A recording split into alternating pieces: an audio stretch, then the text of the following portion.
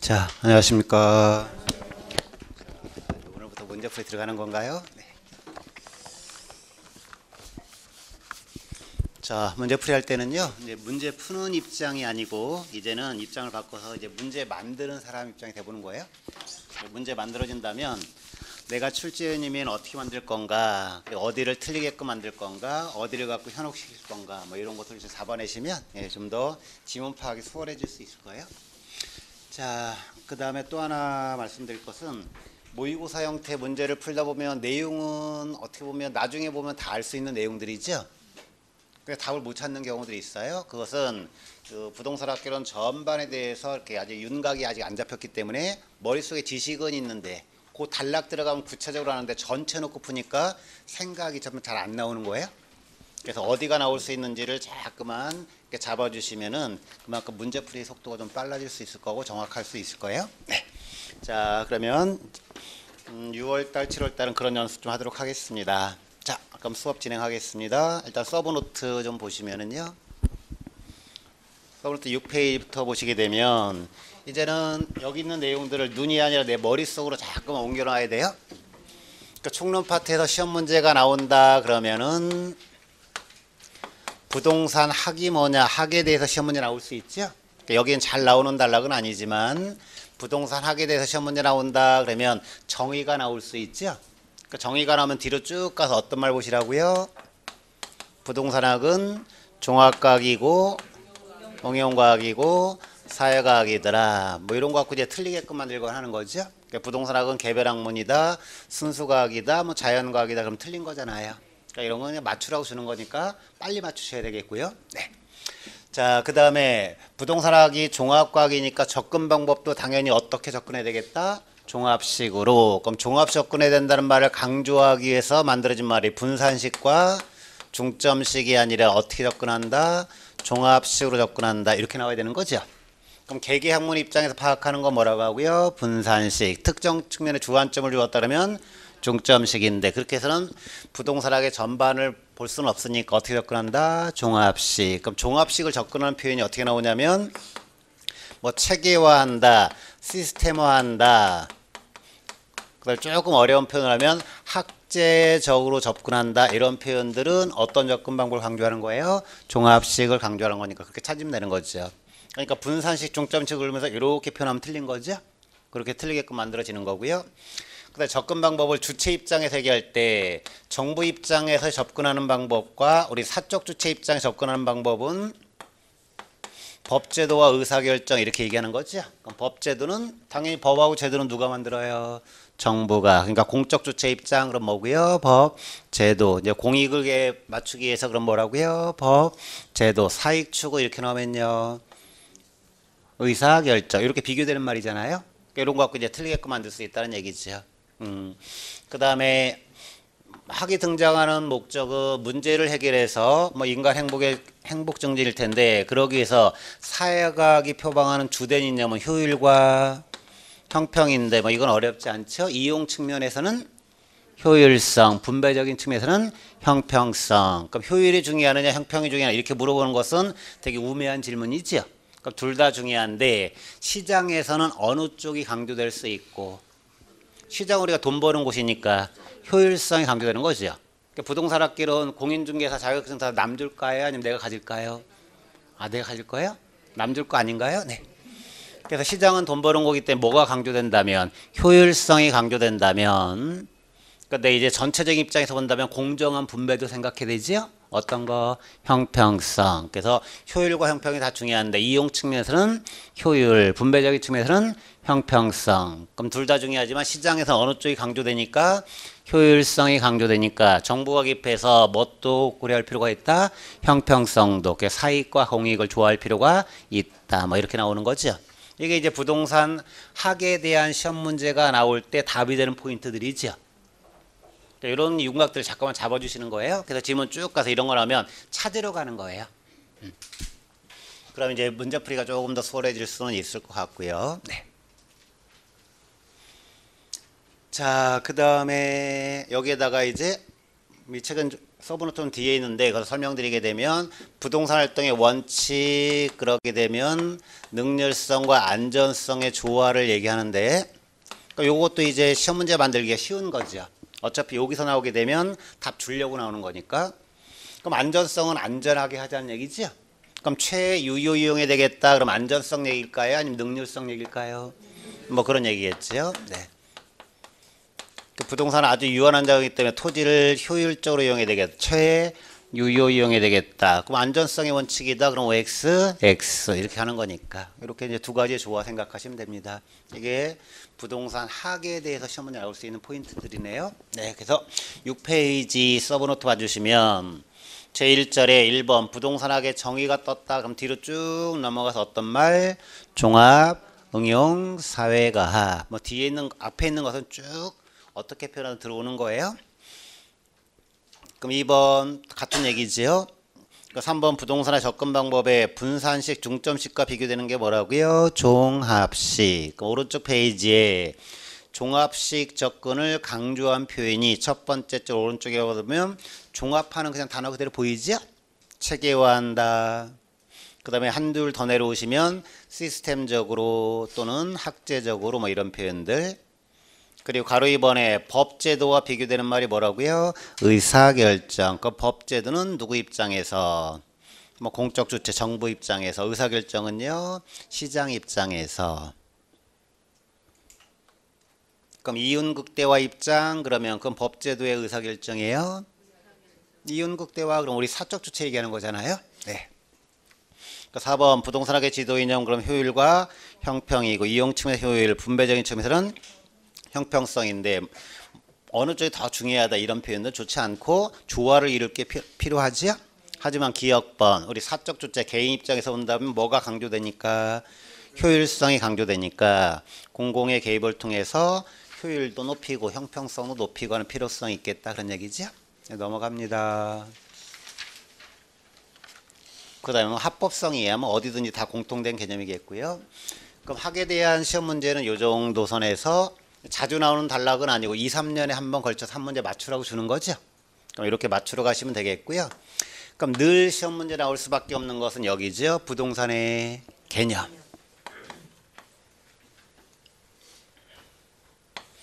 부동산학이 부동산을 대상으로 하는 거니까 부동산이 뭐다라고 하는 개념 설정이 필요하죠. 그러니까 이제 이런 걸 보셔야 돼요. 그러니까 시험 문제가 부동산의 개념이 나왔다 그러면 가장 먼저 들어올 게 뭘까요? 복합 개념의 취지하에서 어떤 측면? 기술, 법, 경제. 그래서 시험 문제 기술적 개념 이렇게 들어오게 되면 요거 하나만 딱 또 비교되는 말이 뭐라고요? 기술, 법, 경제 이걸 구분할 수 있어야 되는 거죠.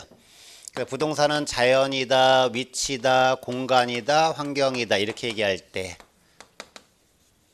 요즘은 생각이 좀 바뀌긴 했지만 처음 이것을 정리하신 분들은 과거에는 물리적 위치, 물리적 공간을 강조해서 뭐 기술적 측면으로 이제 설명을 해놓은 거고요. 그 다음에 경제적 측면 상식이니까 암기 안 해도 되죠. 자산, 자본 이렇게 되는 거. 그 법적 측면은 꼭 암기해야 되죠. 그러니까 법적 측면은 협의부동산과 광해부동산에서 협의부동산은 민법에서 정의하고 있는 거죠. 어떻게 정의하고 있나요? 토지와 그 정착물 이렇게 정의하고 있죠. 이건 협의의 개념이고 그럼 광해의 개념은 협의의 개념에다가 준부동산을 포함시켜서 얘기하는 거고 그럼 준부동산을 주고서 어떤 개념이냐 이렇게 물어보면 법적 개념이구나 이렇게 물어보는 거죠. 그 다음에 준부동산이라고 주지 않고 우리가 감정평가에서 배우는 것처럼 뭐 임목, 뭐 공장재단, 광업재단, 뭐 자동차, 항공기계 쭉 들어오게 되면 그리고 이제 개념을 물어봤다 그러면 이게 준부동산이니까 어떤 개념? 법적 개념 이렇게 찾으러 가시면 되는 거죠. 네. 그럼 되겠고 그 다음에 준부동산이 뭐냐 정해보면 부동산에 준해서 볼 만큼 뭐가 같다?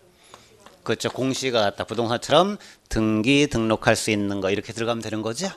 이렇게 갖고 시험 문제 물어볼 수 있을 거고요. 그러니까 협의 물어보면서 틀리라고 주면 뭐 물어볼 수 있고요. 광해 이렇게 줄 수 있고 법적 개념으로 아니면은요 기술, 법, 경제 이렇게 구분하는 거. 그 다음에 기술적 측면에 형태가 있고 없고 기술적 측면은 물리적 측면이니까 보이는 거잖아요. 형태가 있는 거니까 유형적 측면이다. 법과 경제는 무형적 측면이다. 그러니까 유형과 비교되는 말이 뭐예요? 무형이니까 이건 반대말로 보이죠? 이렇게 하시면 되고 이렇게 시험 문제 나올 수 있다는 얘기죠. 자, 그래서 이제 기술과 법과 경제적 측면을 구분하는 문제가 나올 수 있고, 그다음에 좀 더 자세하게 들어본다라고 한다면 주로 물어보려고 하는 것이 정착물에 대한 거 물어보는 거죠. 그럼 정착물은 어디 정착된 거라고요? 토지에 정착됐는데, 그럼 토지에 정착되면 다 정착물이냐 이렇게 물어볼 때, 그러니까 얘가 정착물이냐 아니냐 이렇게 물어볼 때는 기준이 뭐라고요? 연구 목적일 때 정착물인 거죠. 그럼 일시적이면 정착물이 아니더라 그런 얘기죠. 그럼 일시적이면 정착물이 아닌 거니까 일시적이라는 표현을 직접 들어올 수 있죠. 나무인데 가식중인 수목, 이식중인 수목 이렇게 나오면 그건 정착물이 아니다. 일시적인 거니까 그렇죠. 네. 자, 그 다음에 부동산에 결합됐지만 분리가 된다 이렇게 나오면 분리가 된다 그러면 영구적이지 않으니까 정착물이 아니다 이렇게. 그리고 설치자에 따라서 임차자가 설치했다 그러면 임차인이 살려고 하는 그 기간 동안 설치하는 거죠. 그러니까 연구 목적이 아니니까 뭐라고요? 정착물이 아니다. 그래서 일시적인 거 나올 때 이렇게 지문 나오는 거죠. 이런 거 찾으러 가는 거죠. 그렇게 하시면 되겠고, 그래서 정착물이냐 아니냐 물어볼 때 이렇게 찾으면 됩니다. 자, 그 다음에 지문 길게 만들면 뭐 자연식생, 경작 목적이 아니면 이렇게 쭉 들어올 거예요. 그래서 식물들 들어오게 되면 식물들은 다 뭘로 보면 되겠고요. 목재가 아닌 식물들은 땅에 심어져 있는 거잖아요. 그러니까 뭘로 본다고요? 정착물인데, 그런데 경작 목적 이렇게 들어오면 경작 수확물 이렇게 들어오면 농작물 이렇게 들어오면 이거는 그 사람 짓는 사람 거죠. 그러니까 얘는 토지 정착물 보지는 않는다. 토지와 독립되게 본다 이런 얘기죠. 그렇게 하시면 되겠어요. 그 나무들 나올 때 그러면 이제 이렇게 넘겨서 요 생각에서 이렇게 같이 연결시켜서 그럼 정착물은 토지의 정착물이니까 토지에 부속되어 있는 일부인 종속 정착물 이렇게 표현하는 사람도 있는데 뭐 국어 단어 만들지 말고 종속되어 있는 일부이지만 뭣도 있다고요? 독립되게 취급되는 물건들이 있다. 그럼 독립되게 취급된다는 얘기는 가치가 그만큼 큰 거잖아요. 그럼 감정평가로 한다면 따로 평가할 수 있는 것들이죠. 그래서 대표적인 것이 토지에 만들어져 있는 뭐고요? 건물, 그리고요 산림물, 산지와 임모, 등기된 수목의 입단이죠. 그러니까 민법 시간에 얘기한 것처럼 뭐 명인 방법을 구별했다는 얘기는 소유권을 따로 표시한다는 얘기죠. 네, 그런 얘기. 그 다음에 농작물 이런 것들이 토지에 심어져 있지만 뭘로 본다고요? 토지와 독립되게 본다. 이렇게 개념을 잡아주시면 됩니다. 그래서 여기서 물어볼 때 기술과 법과 경제적 측면의 복합 개념을 구분할 수 있는지 물어보는 것과 조금 더 깊이 물어본다 그러면 지문을 길게 해서 탈락자를 만든다 그러면 부동산에 결합된 물건이 정착물이냐 아니냐 이렇게 물어볼 때 그럼 정착물이려면 부동산의 결합 정도가 연구 목적인 거니까 분리된다, 가식중이다, 임차자 설치했다 그러면 연구 목적이 아니니까 정착물 볼 수는 없다. 그리고 나무들 쭉 나오게 되면 정착물인데 농작물, 경작수확물 그러면은요 토지에 부속된 것이 아닌 독립된 물건을 취급한다. 이렇게 잡아주시면 되겠고요.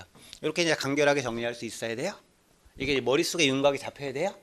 그래서 시험 문제, 부동산의 개념이 시험 문제라면 요 틀이 딱 나와야 되죠. 그렇게 잡아주시면 됩니다. 자, 그 다음에 또 물어보려고 하는 것이 토지에 대해서 물어볼 수 있죠. 토지 용어 정리죠. 자, 일단 여기까지. 자, 서브노트 8페이지에 제2절 부동산의 개념에 1번 복합 개념의 부동산 그러면 기술, 법, 경제 하시고 유형적 측면 그러면 기술, 무형적 측면 그러면 법과 경제. 그럼 2번 법적 개념 그러면 협의와 광의. 협의는 토지와 그 정착물, 광의는 준부동산 포함. 오른쪽에 정착물이 나오게 되면 개념에서 그럼 일단 부동산에 결합되면 정착물이다 아니다. 자, 원칙하고 예를 봐야 되잖아요. 정착물은 토지에 정착된 거니까 일단 부동산에 결합되면 정착물이다. 근데 모든 것을 다 정착물로 볼 수는 없다. 이런 예외가 있으니까 예외는 조건이 들어온다 그랬죠? 네, 그런 거니까 일단 부동산에 결합된 뭐라고요? 정착물인데 이번 구분 기준에 부동산에 결합됐지만 물리적인 훼손 없이 분리가 가능하면 정착물로 볼 수는 없다. 그리고 분리가 가능해도 부동산의 효용 가치가 줄어드는 물건이면 걔는 정착물로 봐야 한다. 니은 뭐 설치자에 따라 소유자가 설치하면 정착물, 이용자 설치하면 정착물로 취급할 수는 없다. 그 다음에 지음은 파악하는 팁. 거래 정착물, 농업 정착물, 가사 정착물 이렇게 암기하는 게 아니죠? 그럼 등 그러면 거기는 가로치고 뒤에 있는 말이 중요한 거죠. 그걸 누가 설치했다면, 임차자가 설치했다면 그건 정착물로 취급되지는 않는다. 그러니까 임차자 정착물은 거래 정착물, 농업 정착물, 가사 정착물이 있다 이렇게 암기하는 게 아니에요. 그건 그냥 예시로 쭉 들어오는 거예요. 그 디귿번 부동산에 특수 설계된 것은 부동산에 특수하게 결합된 거니까 뭘로 본다? 정착물. 그럼 3번. 그럼 부동산에 결합된 것이 정착물로 취급되면 부동산인 거니까 부동산이 팔리면 정착물로 팔린 거다. 근데 부동산에 결합된 물건이 정착물이 아니면 부동산이 팔렸다고 해서 그 물건이 팔린 것은 아니다. 그래서 소유관계를 표시하려고 하는 거니까 기억번 정착물로 취급된다면 부동산인 거죠. 그러니까 부동산과 어떻게 함께 넘어간 거죠. 그러니까 이제 누구 거다? 매수자 거다. 근데 니은번 부동산에 결합된 것이 부동산이 아닌 동산으로 취급된다면 부동산과는 어떻게? 당연히 별개지요. 부동산이 아닌 거니까. 그러니까 부동산과 함께 양도되지는 않는다. 그리고 4번 식물들이 나오게 되면 지문 기일 수 있다는 얘기죠. 그래서 기억번. 그럼 이제 그 예시가 눈에 들어오면 식별이 빨라지겠죠. 토지에 정착되어 있는 자연식생, 경작 목적이 아닌 단연생 식물 이렇게 딱 끊어내시고요. 또 자연적으로 경작 목적이 아니다 그랬으니까 이건 뭐라고요? 정착물. 니은번 수목인데 가식 중 임시로 심어놨다 그러면 정착물로 취급되지는 않는다. 그럼 디귿번 경작 목적이면 거길 딱 끊어서 자개 동그라미 딱 칠 거죠? 그럼 경작자 거다 이렇게 생각하라고 했죠? 토지에 정착되어 있지만 별도의 약정이 없다면 토지의 일부로 보지는 않고 토지와 어떻게 해서 독립돼서 그러니까 땅에 농작물이 심어졌을 때 농작물만 팔릴 수 있나요? 네, 그렇다는 얘기죠. 네. 자, 그럼 5번 종류에 그럼 정착물은 토지의 일부이지만 니은번처럼 어떤 물건이 있다? 독립된 거. 이럴 때 일부는 뭐다 이렇게 암기하는 게 아니죠? 예외만 딱 기억하는 거죠. 다 일부인데 예외로 뭐가 있다고요? 독립된 거. 대표적인 것이 건물 그리고요 임목 그 다음에 민법에 의시는 명인방법을 구비했다. 그 다음에 농작물 이런 것들 하나 넘어갑니다. 자, 그럼 여기서 이제 10페이지 6번 복합부동산도 이해를 해야 되죠. 그러면 건물은 토지의 정착물이지만 토지와 독립되게 매매될 수 있는 거죠. 하지만 토지와 건물을 이제 하나로 취급하게 될 때는 이럴 때는 이제 용어를 뭐라고 한다? 복합부동산. 그러니까 복합부동산 나오게 되면 복합이 나누니까 어떻게 본다? 하나로 본다. 토지와 그 정착물을 법에서는 어떻게 볼 수 있겠지만 독립되게 볼 수 있겠지만 부동산 활동에서 어떻게 취급할 때 일체로 취급할 때 뭐라고 한다? 복합부동산 이렇게 표현하는 거죠. 자, 그러면서 이제 모의고사들이 복합 개념의 부동산과 복합부동산이라는 용어를 구분할 수 있는지 물어보는 것 같은데 이런 시험 문제는 기출문제로 안 나와요? 이런 거 뭐 국어 말장난 하려고 나오는 건 아니니까 내용을 물어보려고 하는 거니까 그럼 복합 개념 그러면 이렇게 구분하는 거 복합부동산은요. 독립된 물건이 있지만 독립되게 보지 않고 어떻게 볼 때 일체로 볼 때. 자, 그럴 때 대표적인 케이스가 뭐냐면 평가할 때 토지 따로 건물 따로 평가할 수 있나요? 그렇잖아요. 그럼 토지는 비교 방식이고 건물은요 원가 방식 주로 쓸 거잖아요. 근데 토지 건물을 일체로 매매될 수 있잖아요. 그럼 토지 건물을 일체로 평가할 수 있다는 얘기죠. 그럴 때 그 일체를 뭐라고 표현한다고요? 복합부동산 이렇게 표현한다는 얘기죠. 이해되신 거죠? 네, 따로따로 볼 때는 토지 건물인 거고 일체로 볼 때는 뭐라고 한다고요? 복합부동산. 네. 그러니까 복합부동산 나오면 일체니까 여기서 일체란 표현이 뭐라고 돼 있어요? 하나 뭐 이런 얘기죠. 그리고 가로 2번 준부동산에서 준부동산은 이제 개별 저당법에서 부동산처럼 등기할 수 있는 물건이죠. 그럼 저당권의 객체 사용되는 거죠. 그래서 이제 부동산 활동, 특히 이제 감정평가 대상이 될 수 있고, 뭐 중개사법에서는 중개 대상물이 될 수도 있죠. 그래서 부동산 학교에서 뭐 중개 대상물이 되느냐 안 되느냐 이런 거 물어보는데 이런 거는 실제 기출문제로 안 나옵니다. 네, 그런 것은 모의고사들이 중개사법 엮어서 문제를 내는 거고요. 그럼 준부동산은 왜 부동산에 준해서 보는 거죠? 가치가 크니까. 따라서 얘가 감정평가 대상이 되는 거죠. 그래서 이번 종류의 공장재단, 광업재단, 어업권 이런 권리 형태 자산은 어떤 방식으로 평가하고 수입 방식. 산림평가는 어떤 방식으로 하는데 비교 방식으로 하는데 산지와 임목 이렇게 나오게 되면 땅과 나무가 가치가 다르니까 어떻게 평가한다? 구분 평가한다. 그래서 임목 같은 경우는 따로 독립되게 지급될 수 있다. 그런 예시 아시잖아요. 이게 다 감정평가 때문에 만들어진 거니까 그렇게 연결하시면 구체적인 신뢰를 하시면 개념이 잡히죠. 그 다음에 선박, 항공기, 뭐 기계 이런 것들은 어떤 방식이고 원가 방식이고 자동차는 비교 방식이고 효용 가치가 없을 때는 해체 처분가액 하는 것처럼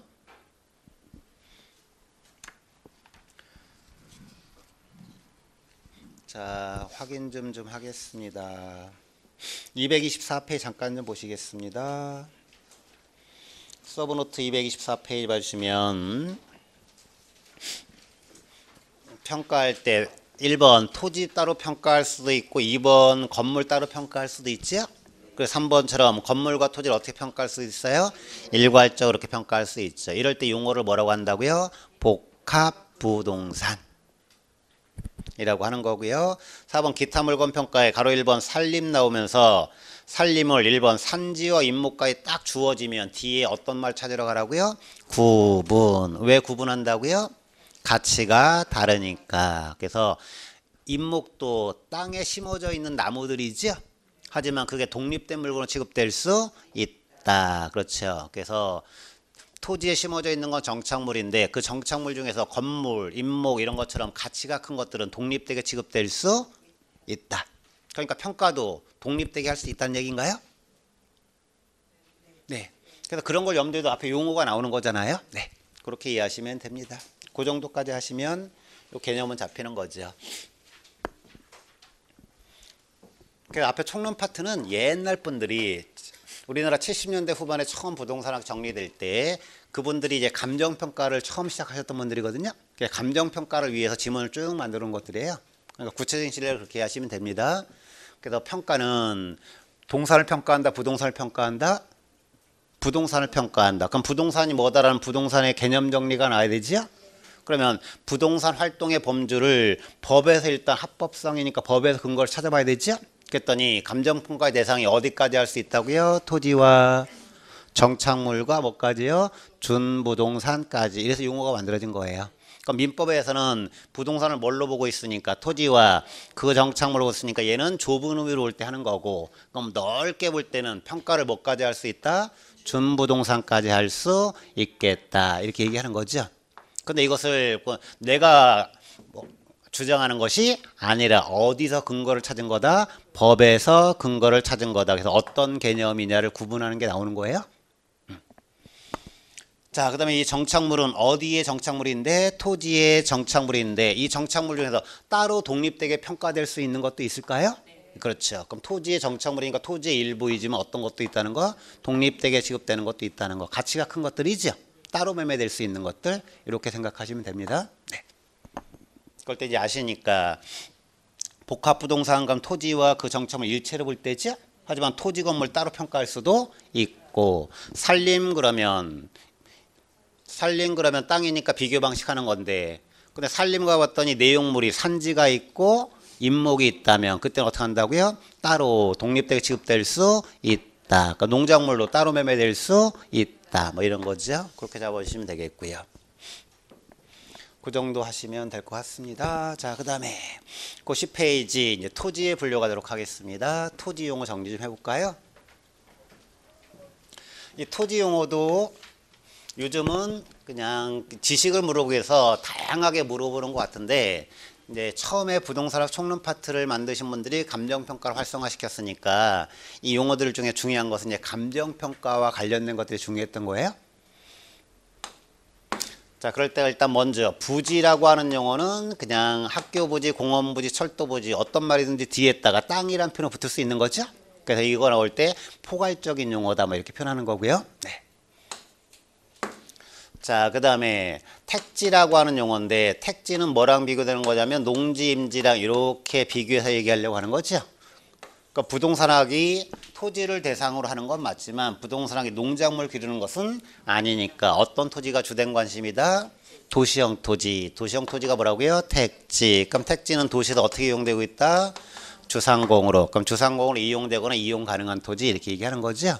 그럼 이용 중이거나 이용 가능하냐 여기를 물어보려고 하는 게 아니라 이렇게 농촌형과 구분해서 도시로 이용될 수 있는 이런 표현인 거예요. 그럼 정답과는 뭐고요? 농지, 뭐 임지는 종류 암기할 건 없어요. 자, 근데 이렇게 구분한 이유는 뭐냐면 택지를 개발하려면 용도 전환해야 되죠. 그러니까 뭐가 뭘로 바뀌어야 돼요? 임지나 농지가 택지로 바뀌게 되는 거죠. 그래서 토지 용도는 바뀔 거니까 전환한다, 바뀐다는 얘기를 하기 위해서 만들어진 용어가 후보지하고 이행지죠. 그래서 후보지, 이행지가 나오면 어떤 말이 있어야 되는 거죠? 전환한다는 말이 있어야 되는 거죠. 그럼 후보지나 이행지 중에서. 근데 가끔씩 모의고사들이 이런 걸 하지 말아야 되는데 말장난해서 바뀌었다, 후보지다 이렇게 또는 바뀌었다, 이행지 이렇게 표현한 것 같은데 그런 말들은 시험 문제 나오지도 않고요. 다시 그냥 농지가 택지로 바뀌었다 그러면 뭐예요? 아니, 농지가 택지로 바뀌어서 택지잖아요. 농지가 택지가 된 거잖아요. 그럼 뭐가 된 거예요? 택지. 그러니까 논이 주거지로 바뀌었어요. 그럼 뭐예요? 그러니까 주거진 거잖아요. 그죠? 네, 그런 식으로 말장난 모의고사 내는데 그런 거 실제 시험에 나오지는 않고, 여기서 얘기하고 싶은 것은 용도는 고정이 아니라 뭐 할 수 있다? 바뀔 수 있다. 이런 얘기 하고 싶은 거예요. 그러니까 바뀌었으니까 이제는 후보지 이행지가 아니다. 이렇게 시험 문제 나오는 것은 물론 틀린 말은 아니지만, 그러니까 농지가 주거지로 바뀌었으면 이제 뭐가 된 거예요? 주거지가 된 거죠. 그럼 뭐가 되는 거예요? 택지가 되는 거니까 후보지 이행지는 아니잖아요. 네. 근데 그런 말장난을 물어보려고 하는 게 아니라 용도가 바뀔 수 있으니까 평가한다면 전환 전을 중시하자, 전환 후를 중시하자, 전환 후를 중시하자. 그래서 감정평가에서 후보지라든가 이행지의 동일 수권의 범위는 전환 후를 기준으로 한다. 물론 성숙도가 낮을 때는 전환 전으로 간다. 이렇게 해서 용도가 바뀔 수 있다는 말을 강조하고 싶은 거예요. 그래서 전환되고 있다. 그럼 뭐거나 중에서 후보지나 이행지 중에서 임지, 농지, 택지 상호간에 바뀌는 것은 후보지라고 하고, 임지, 농지, 택지 이렇게 용도, 지역 상호간에 전환되는 것, 지역에서 전환되는 것은 후보지라고 하고, 이행지는 그 내에서 전환되는 거 이렇게 나오면 뭐고요? 이행지 이렇게 하면 되는 거죠. 그러니까 이제 지문을 이런 지문 다 안 줄 때 후보지는 용도, 지역 상호간에 전환된다 뭐고요? 후보지. 이행지 용도, 지역 내에서 세분된 지역 간에 전환된다 이행지 이렇게 찾으면 됩니다. 그럼 전환 그럼 뭐거나 중에서 후보지나 이행지 중에서. 그러니까 평가할 때는 어디를 중시하자? 전환 후를 중시하자. 이런 얘기하고 싶은 거죠. 그것이 이제 감정평가에서 후보지라든가 이행지의 동일 수권의 범위는 전환 후를 기준한다 이렇게 나오는 거예요. 네. 그래서 후보지, 이행지가 의미가 있고, 또 하나 의미가 있는 것이 건부지하고 나지의 구분이 있죠.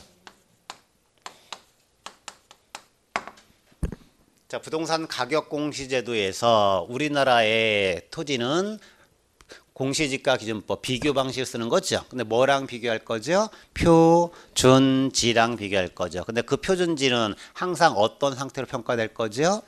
나지 상태로 평가될 거죠. 그러니까 구체적으로 간다면 어떤 상태로 평가된다고요? 지상물이 있어도 지상물이 존재하지 않는, 사적 제한이 있어도 사적 제한이 존재하지 않는, 이런 단어 찾으러 갈 거잖아요. 그죠? 그러니까 나지 상태란 얘기죠. 그럼 도시에 있는 토지들은 대부분이 뭐가 있는 상태인데 건물이 있는 상태인데 건물이 있어도 건물이 없는 상태로 평가되는 거죠. 그러니까 표준지의 공시사항이 아닌 것 그럴 때 주택 부분이 나오면 돼요, 안 돼요? 안 되죠. 지상물 나올 수가 없는 거니까 나지로 하는 거니까. 근데 표준지는 나지로 평가돼 있는데 그러니까 이 땅이 실제로는 건부지여도 표준지는 뭘로 평가돼 있으니까 나지로 평가돼 있는데 실제가 건부지라고 한다면 이 표준지와 비교해서 건부지 가격을 구할 때는 당연히 나지보다는 가격이 쌀 수밖에 없다. 뭐가 있으니까 건물이 토지용에 방해가 되는 거니까. 그렇죠. 그런 얘기에서 건부지, 나지를 구분한 거죠. 그럼 용어만 얘기하면 건부지는 어떤 땅이에요? 지상물이 있는 땅을 얘기하는 거죠. 이해되셨나요? 그 다음에 아주 옛날 책에는 사적 제한이 있는 거냐 없는 거 이렇게 물어봤던 적이 있는데 지금은 물어보지 않아요? 그럼 사적 제한이 없는 건 다 뭐라고 하고? 나지라고 할 거니까 건부지는 뭐가 있다? 지상물이 있다 이런 얘기죠. 그러니까 감정평가할 때 건부지를 표준지에서 비교한다면 건부지는 표준지보다는 가격이 떨어져야 한다. 일반적으로 뭐가 발생한다? 건부감가. 근데 예외적으로 뭐가 발생할 수도 있다? 증가. 어디에서? 그린벨트에서. 그렇죠? 그린벨트처럼 규제가 강화되는 쪽. 그럼 건폐율이 완화된다. 그럼 건부?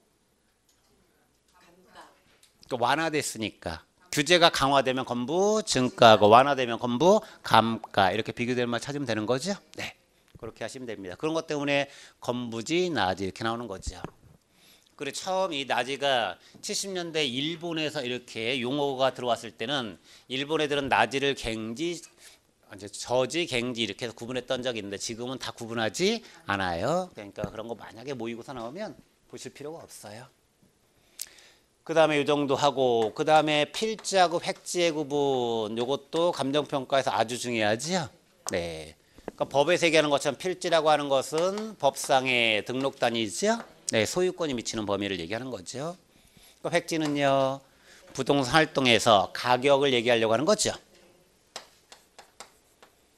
그럼 이제 필지 획지를 갖고 용어 만들 때 그럼 필지라고 하는 걸 틀리게끔 만든다면 이 필지는 경제적 개념의 토지다. 그럼 OX, X. 다시 복합 개념 그럼 기술, 법, 경제가 있잖아요. 그럼 틀리게끔 만드는 방법이 그거예요. 필지는 법상의 등록단위지요.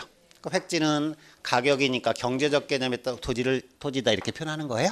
네. 그럼 평가는 필지 단위로 해요, 획지 단위로 해요? 평가 가격 구하는 거니까 획지 단위로 해야 되죠. 그러니까 1필지가 1획지면 물건 하나에 가격 하나니까 그냥 개별 평가하면 되겠는데 이런 얘기죠. 근데 여러 필지가 1획지로 이용되면 어떻게 평가한다고요? 그 평가는 획지로 하는 거잖아요. 가격이 평가 개념이니까. 그러니까 여러 개인데 하나의 가격 뭐라고요? 일괄평가. 1필지가 여러 획지면 어떻게 평가한다? 구분평가 이렇게 나오는 거죠. 여러 획지란 얘기는 뭐예요? 가격이 다르다 이런 얘기죠. 그런 개념이죠. 그런 개념 들고 필지 획지 만들어내는 건데 근데 필지 획지 만들었을 때 필지만 갖고서 지문 5개를 만들 수 없으니까 법에서 표현 나오는 것에 쭉 들어올 수 있죠. 뭐 집안이 연속된다. 지목이 일필일목이니까 지목이 하나다. 뭐 이런 말이 쭉 들어올 수 있는 거예요. 네. 근데 그것은 부동산학의 중요한 포인트는 아니고 필지와 비교되는 말이 획지니까 이렇게 해서 구분하시면 됩니다. 자, 그다음에 여기에다가 조금 더 이제 시험 문제 또 나올 수 있는 개념 설명드리게 되면 법지하고 빈지의 구분도 하셔야 되죠. 그 법지라고 하는 건 법상의 땅이다. 그러니까 법적으로는 소유권 인정은 되지만 활용실익은 없다. 그러니까 빈지는요. 반대 개념이면 소유권은 인정되지는 않지만 활용실익은 있다. 이게 어디 있는 땅이다? 요게 해변 빈자잖아요. 그죠? 네. 그러니까 해변에 있는 땅이다. 그럼 소유권 인정되지 않는다는 얘기는 지적공부에 등록됐다, 등록되지 않았다? 등록되지 않았다. 그러니까 만조를 기준으로 지적공부에 등록되기 그 사이의 땅을 뭐라고 한다? 빈지. 그리고 법지랑 비교해서 구분할 때는 소유권 인정이 되지만 활용실익은 없다. 법지. 소유권 인정되지 않지만 활용실익은 있다. 빈지. 그다음 토지에서 휴안지하고 공안지의 구분이죠.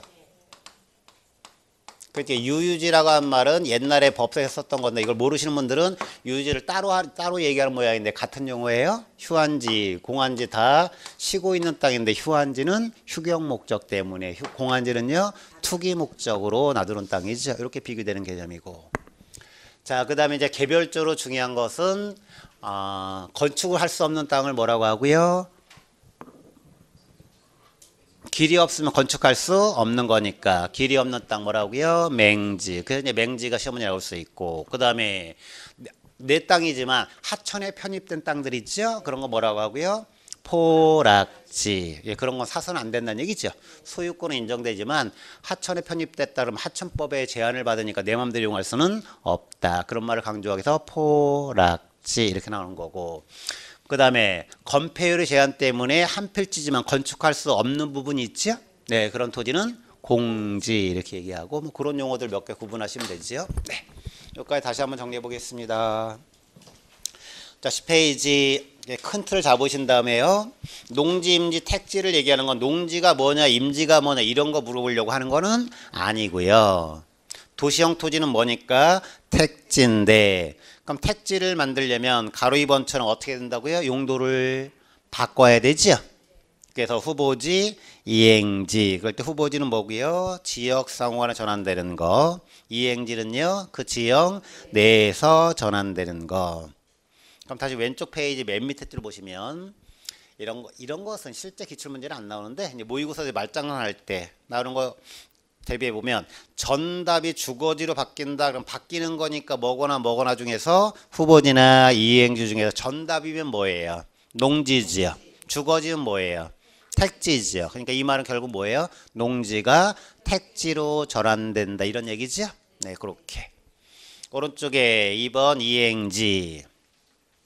그래서 니은번 보시면 전답과에 전환된다. 전답과가 뭐지요? 그게 농지잖아요. 그러니까 농지 내에서 전환된다는 얘기죠. 디귿번도 마찬가지. 주상공이 뭐죠?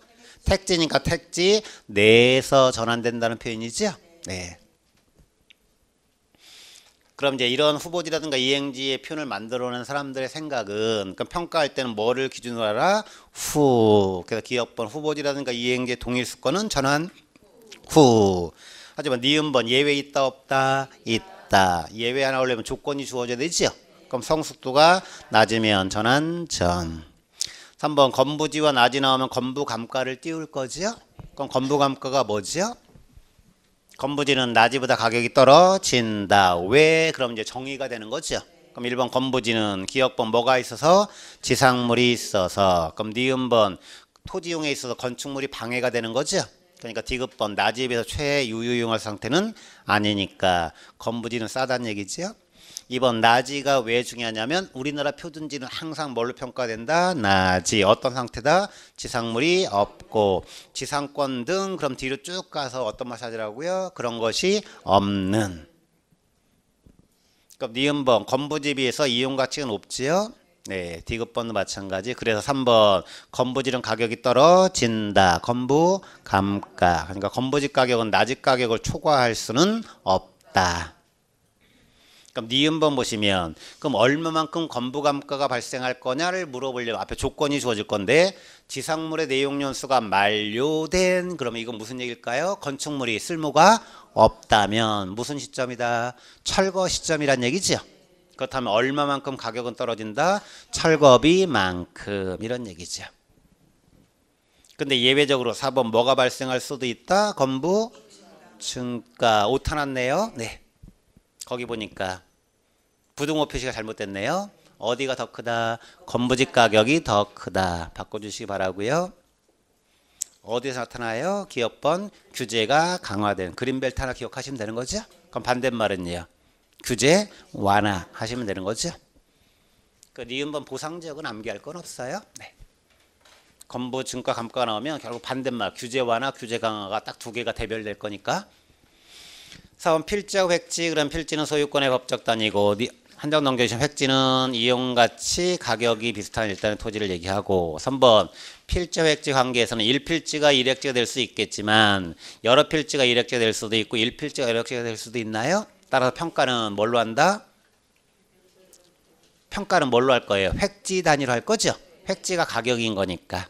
그 일필지가 유일획지면 어떻게 평가하고 개별 평가하고 하나의 필지가 여러 개의 획지면은 구분해서 평가하고 여러 필지가 일획지면 일괄 평가하고 이런 얘기죠.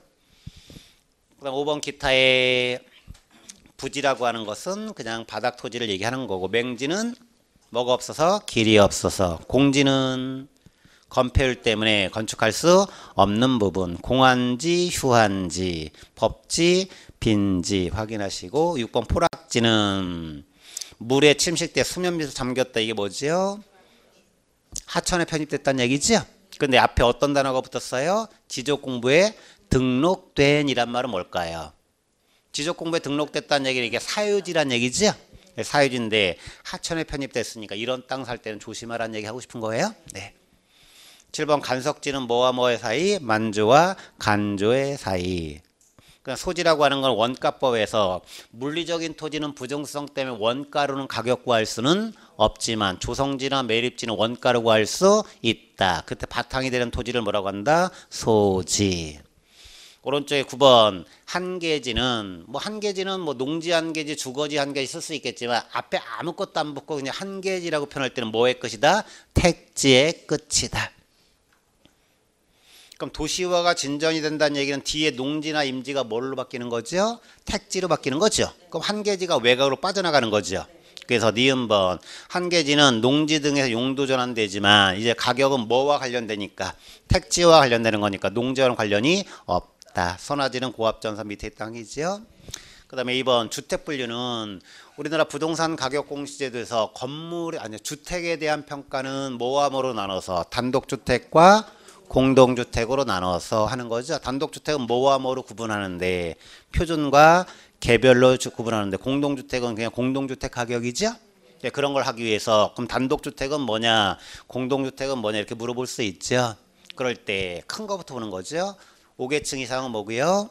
아파트. 4계층 이하는요? 연립과 다세대. 그러면 이제 연립은요 660제곱미터 초과 이하는요 다세대 거기까지가 공동주택이고 다 가구부터는 단독주택. 그러니까 우리가 흔히 보는 것이 주로 다가구죠. 1층에 상가 있고 2층, 3층, 4층에서 3개층이 모인 거 주택인 거 층수는 몇 개일지 모르겠지만 4개일지 모르지만 밑에는 필로티 구조잖아요. 네.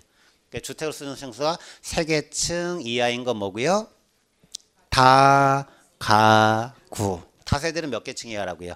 4개층. 다시 층수는 5, 4, 3으로 구분할 거예요. 4개층까지가 뭐라고요? 공동주택이에요. 그러니까 최고 큰 아파트는 5계층, 연립과 다세대는 4계층 이하고 좀 더 큰 거는 연립이고 좀 작은 것은 다세대인데 그 660을 암기할 건 아니고 주어질 거예요. 그럼 그건 초과냐 이하냐 이렇게 구분하시면 되겠고요. 그다음에 3계층 이하부터는 다가구, 다중 이렇게 되는 거죠. 그럼 다가구는 660제곱미터 이하, 그다음에 다중은 330제곱미터 이하 이렇게 구분하시면 됩니다. 네.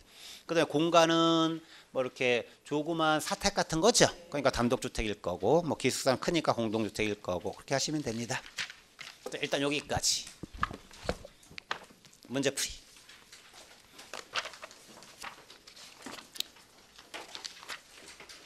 자, 이렇게 큰 틀이 잡히게 되면 문제 풀 때 읽으러 가는 게 아니라 찾으러 가는 거예요.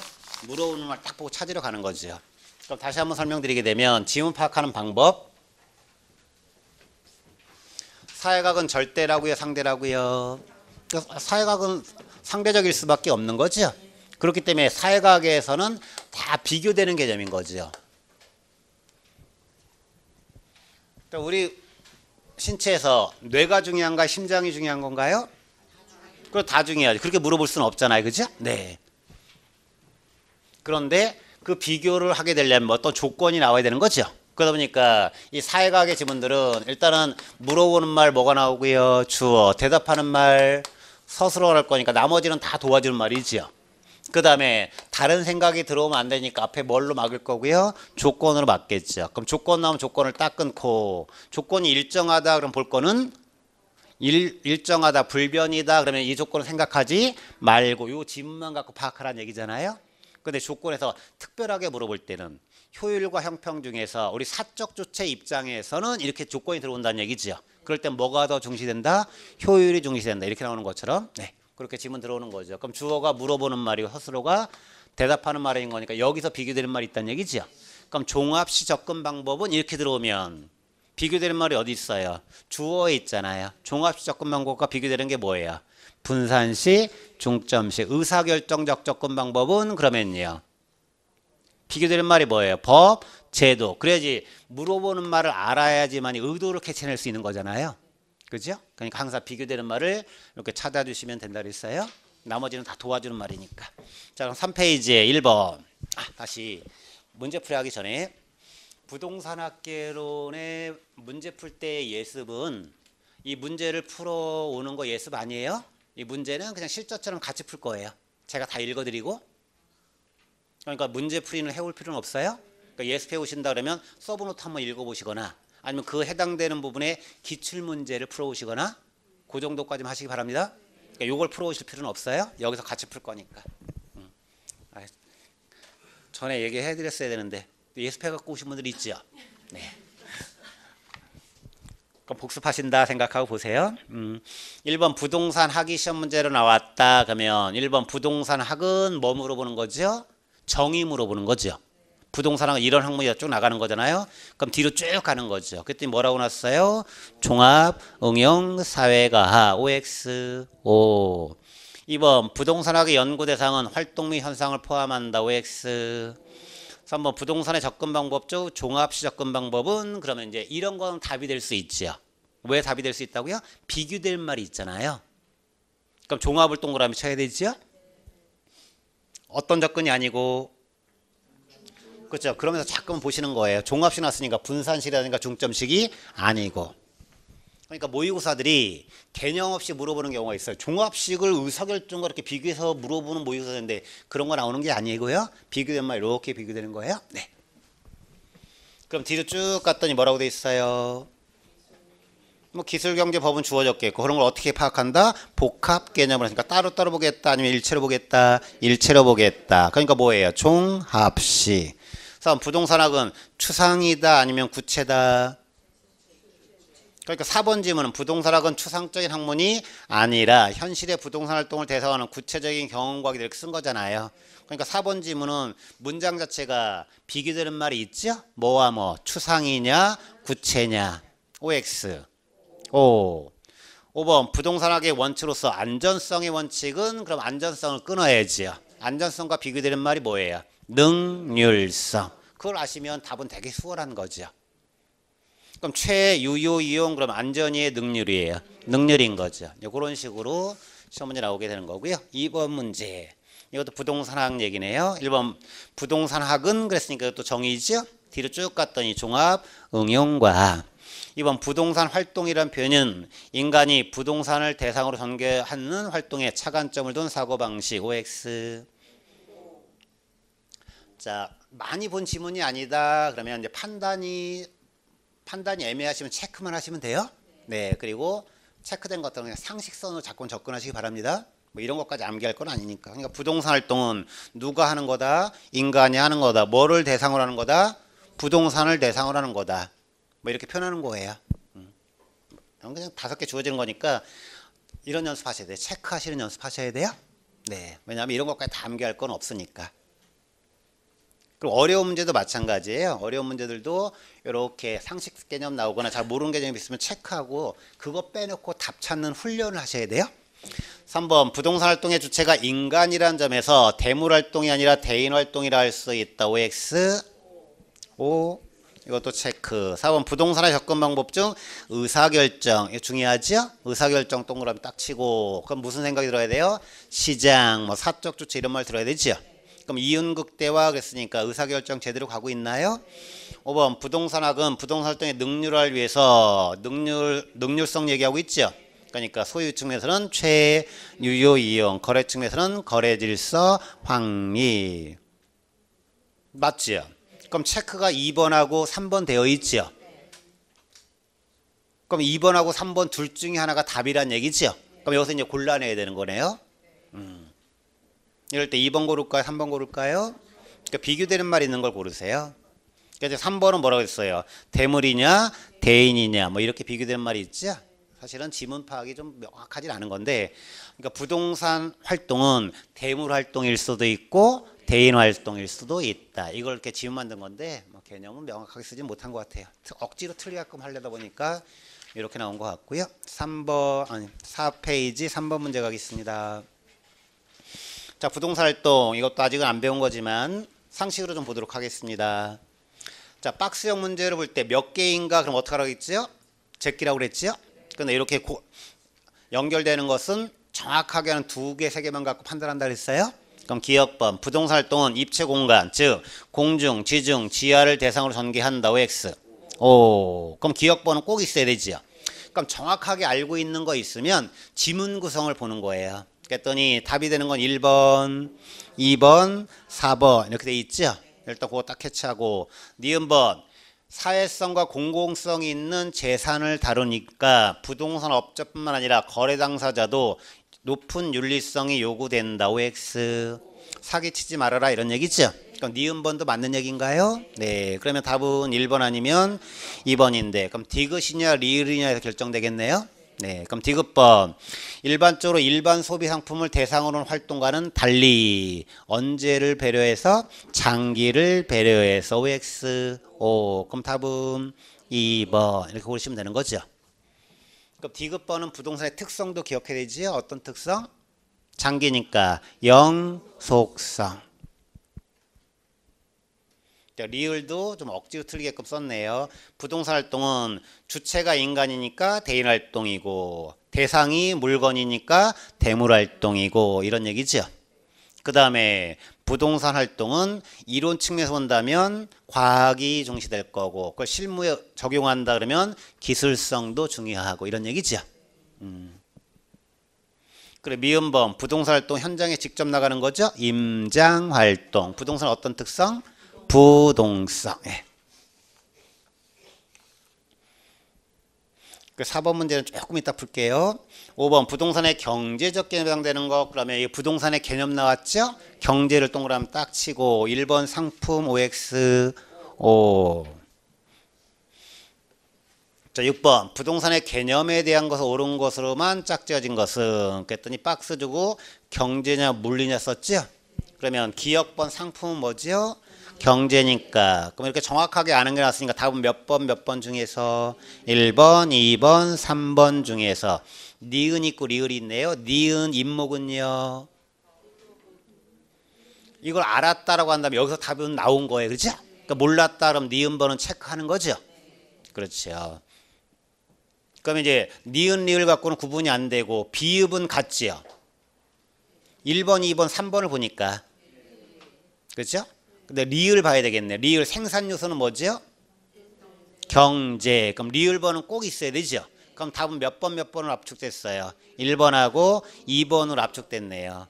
그럼 비읍번은 같으니까 볼 필요가 없죠. 그죠? 네. 그러면 디귿 공간은요. 그죠? 자연, 위치, 공간, 환경, 물리적 개념이죠. 그 다음에 1번 문제 푸는 거예요. 시옷 보는 거죠. 위치 뭐고요? 물리, 지읒, 환경 뭐고요? 물리. 그럼 답은 1번 이렇게 하시면 되죠. 근데 공부가 되신 분들은 이미 니은번 임목이 뭐죠? 어떻게 알았어요? 임목이 준부동산 여기 들어오는 거잖아요. 그죠? 네, 그러니까 어떤 개념? 법적 개념인 거니까 니은번이 들어오면 틀린 거니까 답은 몇 번? 1번이어서 끝난 거죠. 기억번 상품 뭐고요? 경제인데 답은 1번, 2번, 3번으로 압축이 됐죠? 그러니까 니은번은 임목은 뭐니까? 법적 측면이니까 2번, 3번은 답이 탈락이죠? 그럼 답은 1번 이렇게. 이런 식으로 문제풀이도 마찬가지로 이런 지식도 중요하지만 이렇게 문제 푸는 기술적, 기능적인 것도 무지 중요하죠. 네, 그렇게 푸시는 게 중요해요. 그래서 박스형 문제 푸실 때는 이걸 다 몰랐다가 당황할 건 없어요. 정확하게 아는 것 같고 구분하시면 됩니다. 자, 7번. 부동산의 개념이 시험 문제가 딱 나오는 순간에 일단 머릿속에 뭘 띄우고요? 복합 개념, 기술, 법, 경제를 띄우시고 이렇게 하는 거예요. 1번 복합 개념 갔으니까 어떤 측면? 법, 경제, 기술. 2번 신축 때부터 건물의 특정 위치나 용도에 맞도록 제작이니까 뭘로 본다? 정착물. OXO. 앞에 물어보는 말의 대표적인 단어가 뭘까요? 신축인가요? 건물인가요? 특정 이런 얘기죠. 그거에 아주 특정하게 맞도록 됐다는 얘기죠. 그러니까 꼭 그걸로 쓸 목적 이런 얘기잖아요. 정착물. 그래서 민법상의 부동산은 협의의 부동산의 준부동산 합친 개념이다. OX, X. 민법상의 부동산은 협의죠. 4번 준부동산은 등기, 등록. 5번 토지 건물이 각각 독립된 거래액침에서 이제 지문 많이 보시면 이거 뭐 얘기하려고 나왔을까요? 독립됐지만 하나로 취급할 때는 뭐라고 한다? 복합 부동산. 자, 8번 문제 가겠습니다. 자, 8번 문제도 아직 안 배우셨지만 그냥 상식으로 1번 토지 수저는 법률의 범위 내에서 토지를 사용 수익 처분할 권리가 있나요? 법이 허용하는 범위 내에서. 2번 광해 부동산이라 협의 부동산에 뭘 포함한다? 준부동산. 3번 토지의 소유권은 정당한 이익 있는 범위에서 토지 어디에 미친다? 상하에 미친다. 4번 우리나라에서 광업권에 해당되는 미채굴된 광물질은 토지 소유자의 권리가 미치지 못한다. OXO. 그럼 5번 토지 정착물 중 토지와 독립된 물건으로 취급되는 건 없다. X. 대표적인 게 뭐다? 건물, 임목, 농작물 이런 것들. 자, 9번 문제 가겠습니다. 부동산의 개념 나왔네요. 1번 제거하여도 건물의 기능에 효용의 손실이 없는 것이니까 필요하다 필요하지 않다? 필요하지 않다. 그럼 뭘로 취급된다? 동산. 2번 토지의 정착물은 준부동산에 속한다. OX. 부동산 등기법상의 등기대상물이 된다. 자, 이럴 때 어떻게 하시고요? 그렇죠. 두 번 읽으시는 거 아니에요. 머리 아파요. 어떻게 하라고요? 체크. 얼른 체크하고요. 3번 명인 방법을 갖춘 수목은 토지와 별개로 OX. 그 주어에서 핵심이 되는 단어가 뭐죠? 명인 방법을 갖췄다고 그랬죠? 그러니까 별도로 취급하려고 한 거죠. 4번 토지와 그 토지의 정착물이 각각 독립된. 이거 무슨 얘기하고 싶은 거라고요? 하나로 취급된다. 뭐다? 복합 부동산. 복합 개념이라고 돼 있나요? OX, X. 그래서 혹시 2번을 잘 모르셨다면 2번 체크하고 답은 몇 번 찾고요? 4번에서 찾고요. 근데 이 문제를 낸 사람은 지금 답을 두 개로 냈네요. 토지의 정착물이 토지 정착물이 준부동산인 건 아닌 거죠? 그러니까 거기도 틀리게끔 만든 건데 4번도 틀리게끔 됐네요. 네.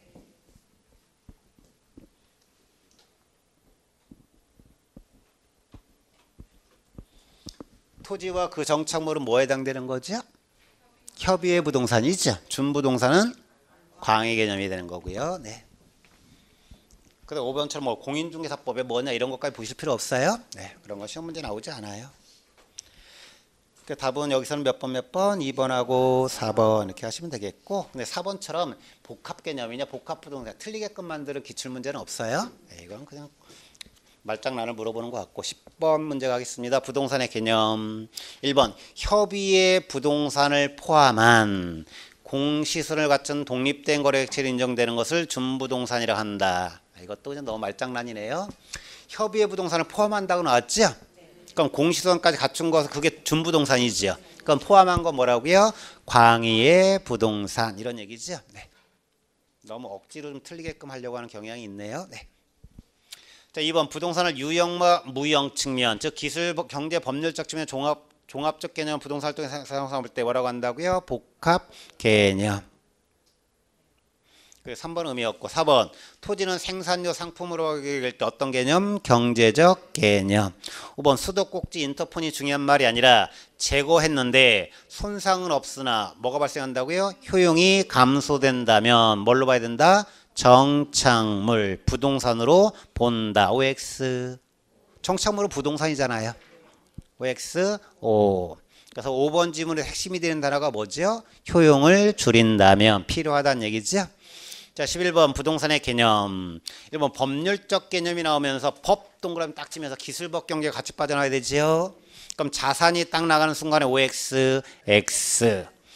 2번 광업보다 열관한 미채굴된 광물 여기다 어떤 말 찾으러 갈까요? 예, 소유권 인정되지 않는다. 근데 당연한 권리가 된다 그랬으니까 X. 3번 여기 똑같은 지분 나왔네요. 독립된 거래 객체지만 하나로 파악할 때 뭐라고 한다고요? 복합부동산. 4번 임차인 설치. 그럼 뒤에 안 봐도 어떤 판단이 나와야 되지요? 임차인 설치하면 정착물이 아니다라는 판단하고 쭉 가야 되지요. 그랬더니 정착물에 해당되는 거 볼 수 없다. OX, O. 5번 민법상의 부동산은 좁은 의미의 부동산이지? 준부동산 합친 것은 뭐고요? 광의의 부동산. 12번 문제 가겠습니다. 1번 경제적 개념 자본자산 OX. 2번 토지와 건물이 각각 하나 뭐라고요? 복합부동산. 이제 이 지분은 그냥 암기됐겠네요. 3번 준부동산은 부동산과 유사한 공시방법 OX. O 넓은 의미 OX. O. 부동산의 물리적 개념 물리 동그라미 치고요. 부동산 활동의 대상인 무형적 측면 OX, X. 무형이 아니라 유형. 5번 토지는 생산 요소이면서 소비재다. 맞는데 어떤 개념? 생산 요소 소비재면은요. 경제적 개념.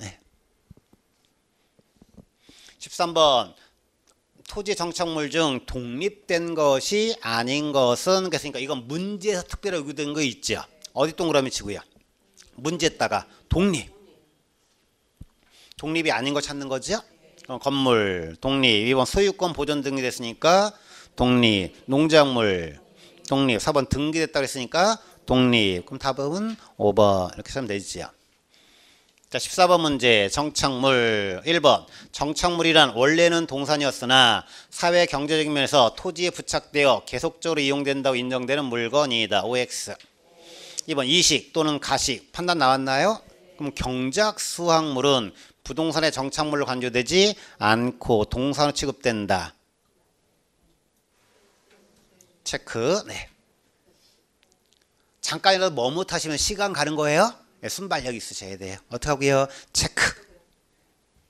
체크하고 3번 넘어가게 될 때 심장 한번 만져보세요. 박동이 빠른가요? 시험장에 들어가면 그럴 거예요. 당황할 거예요. 그러니까 그걸 자꾸만 다 의식으로 만들어놔야 돼요. 당황하지 말고. 네. 그러니까 그냥 체크하고 무심코 태연하게 넘어갈 수 있어야 돼요. 3번 미분리과실은 수목의 일부에 불과하나 명인 방법을 갖춘 때는 토지 어떻게 독립되게 그 소유권의 객체가 될 수 있다. 4번 토지나 건물에 부착된 물건을 물리적으로 아무런 손상 없이 제거할 수 있어도 기능적으로 효용이 손상된다면 그럼 이 조건의 핵심이 되는 단어는 효용이 손상된다면 정착물이 된다. OX. 5번 정착물 중 토지와 서로 다른 부동산을 간주되는 것으로는 수목, 미분리과실, 농작물 등이 있다. OX. 어디 X? 자, 그러면 2번하고 5번이 체크가 된 거죠? 1번, 3번, 4번은 된 거죠? 네. 그럴 때 이제 문제 푸는 방법 좀 다시 한번 설명드릴게요. 체크가 3개 이상 되었는데 답은 안 나왔다. 그럼 그 지문 또 볼까요? 넘어갈까요? 일단 넘어가야 돼. 모의고사에서는. 네.